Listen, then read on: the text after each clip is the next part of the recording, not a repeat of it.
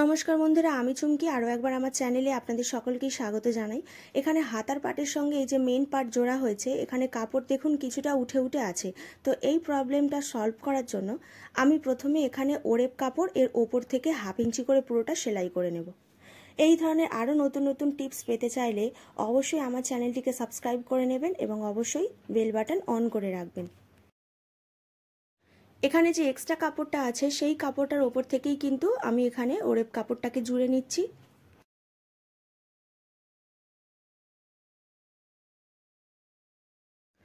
এরপরে কাপড়টাকে এইভাবে উল্টে নিয়ে এই যে ওরেপ কাপড়টা যেখান থেকে সেলাই করেছিলাম সেই বরাবর কাপড়টাকে মুড়ে নিয়ে ঠিক তার ওপর থেকে আরও একবার সেলাই করে নেব। এখানে যে ব্লাউজটি আপনারা দেখতে পাচ্ছেন, এই ব্লাউজের কাটিংয়ের এবং স্টিচিংয়ের ভিডিওটি যদি আপনারা দেখতে চান, আমি অলরেডি ডেসক্রিপশন বক্সের লিঙ্ক দিয়ে রেখেছি, অথবা আপনারা আই বাটনে ক্লিক করলেও ভিডিওর লিঙ্ক খুব সহজেই পেয়ে যাবেন।